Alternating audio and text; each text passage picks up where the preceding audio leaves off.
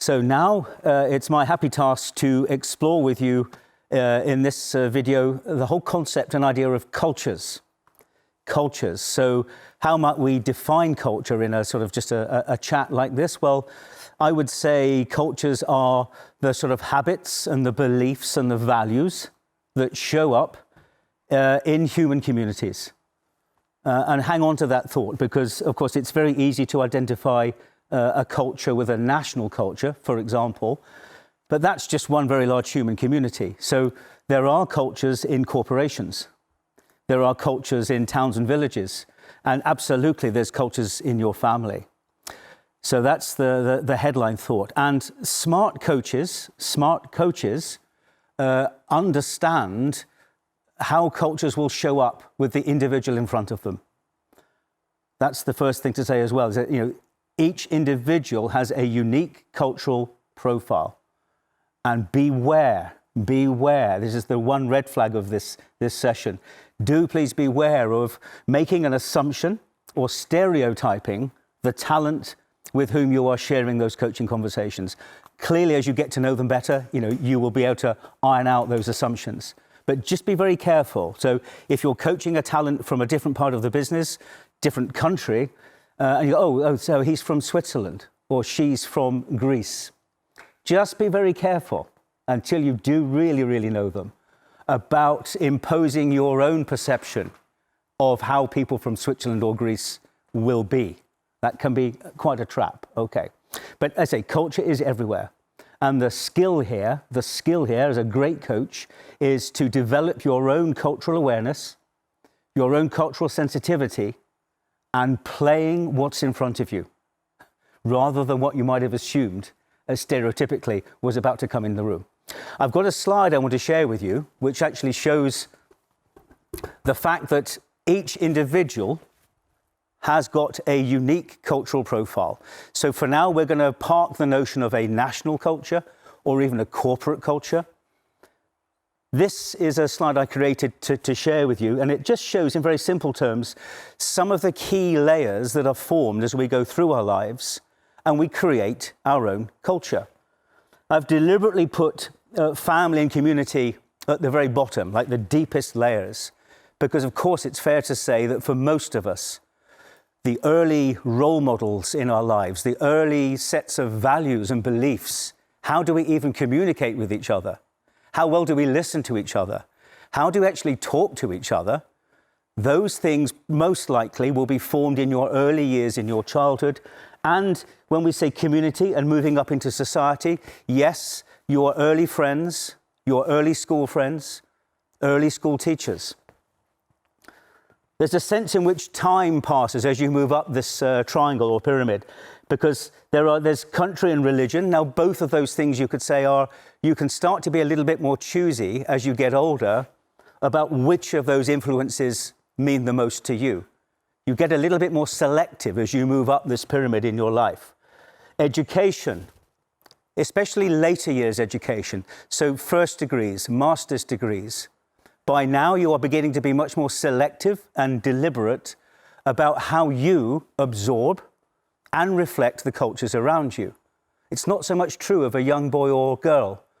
You tend to just absorb it and replay it without too much independent thought necessarily. But as this journey goes on, as we get older, we do get more selective, we do get more willful, we do get more deliberate. The profession you're in, of course, will have an influence. Your actual role within that profession. And yes, organizational culture. That's maybe a whole other video one day. But of course, the culture, the style of the place where you go and do your day job, of course, that's going to influence you. So the key takeaway here is that every individual has a unique cultural profile. Right, moving on to the next slide, which is my favorite model. We have to credit Mr. Richard Lewis here. If any of you want to know more about this cultural technique, Richard Lewis has a super book called When Cultures Collide. And this is, in a sense, the masterpiece model from what is a very, very thick, learned piece of work. So what Richard Lewis did, he kind of did an extensive piece of research worldwide on national cultures. Typically, when people from these countries are communicating, what is their style? What is their typical style as a community? And he was able to create this very colourful, very actually easy to use model. And I'll just explain it to you, not in great detail for now. I'll give you the headlines. If you go to each point of the triangle, each point of the triangle, at the top, the first kind of cluster, the first cluster of cultures that he identifies is what he calls multi-active. Multi-active. And if you are in there, in the multi-active cluster, you are typically very animated, expressive, quite emotional communicators.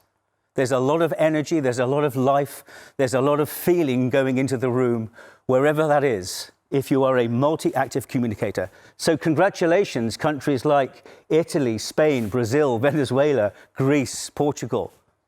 So the Latin American countries, the hotter Mediterranean countries, this is you in the Lewis model. And you will recognize maybe some of those styles of communication as families and as colleagues in work. If we come down to this cluster here, colored in blue, that is a different style. He calls it linear active, and it's a much more structured, orderly communication style. In a sense, you could say it's I speak, you speak. I speak, you speak. It's much more orderly. So who's down there? Well, you might have guessed it, sure enough. Switzerland, Germany, the UK, the Scandinavian countries are there. Some of the Eastern European countries are there too. That rather structured, you could say professionally, it would be very polite. You wouldn't be interrupting or talking over each other if you are a linear active style. These guys, they do that for a living. You know, the noisier and the more chaotic, the better. Think of a classic Italian family supper where the tomato sauce went wrong and how they would discuss that. Okay. And finally, to come down to this third cluster, the third cluster is what the Lewis model calls reactive. And the reactive style is actually a very interesting one. It can be very powerful as a communication style because it's arguably the quietest one. So their style will be quite deferential. They will be very happy to sit and say nothing and take long pauses, long silences, yeah? If you want to torture a Brit, this is an inside tip from us all, put in a long pause. It'll make us really uncomfortable. So, but down here in the reactive style, they don't mind that. They're very happy to take time to think. They may come across as quite passive. They won't necessarily give too much away. They can be great poker players, yeah? So what cultures do we find down there? What countries? It's the Asian countries. So China, Vietnam, Japan, Korea, Thailand, yeah? The Asians. And just speaking from my own experience over the years, I would say, yeah, that I recognize that in them. That shows up. They're quite deferential. They take their time. They won't react too strongly, whatever they're actually feeling. It makes them quite hard to read sometimes, yeah? Whereas the converse is true with the multi-actives. You really know what's going on with the multi-active because they're going to tell you. Okay. In the spirit of being truly multimedia, I have also just prepared a flip chart for you because I just wanted to sort of wrap this one by giving a very simple graphic of how, when you are coaching, specifically coaching in this case, when you're in the room coaching someone from any one of those cultures on the triangle we just explored, what would be the pattern? What would be the energy in the room? How would it show up to be with that person? See, if we take the multi-actives from the top of that triangle, if it were drawn as a graph, it would look like this. It looks like a shoal of fish or a very complex lasagna dish. In other words, it is multi-layered, okay? It's completely okay in these cultures to talk over each other, to make some noise. In other words, you end up with a sort of slightly chaotic cloud where you may be interrupting each other. But the point is, within that cluster, they don't mind. This is their culture. They don't know any other way to be, okay? Got it.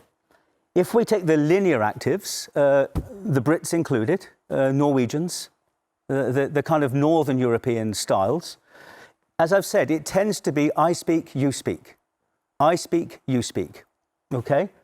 But without too much of a gap in between. Like I said, if you want to make a Brit feel uncomfortable, you can go and leave a long pause and see them squirm, okay? Reactive, think Asian countries, think that rather deferential, very polite style that they will have. It's not so dissimilar from linear active, which is I speak, you speak, but there is one big difference. The gaps and the pauses can be very long with a reactive style of communication. And so just to put the wrap on this, when you are preparing for managing and running your coaching conversations, it's a really smart thing to do to think about the cultures in the room.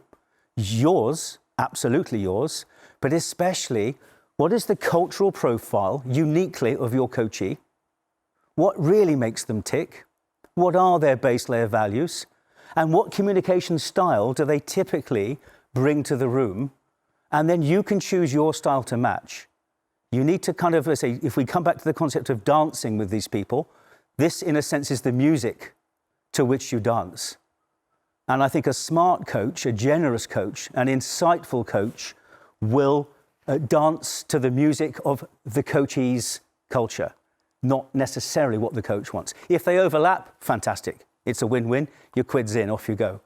But just be smart about this. This is now part of your pre-flight checklist for really smart, insightful coaching conversations. I love it.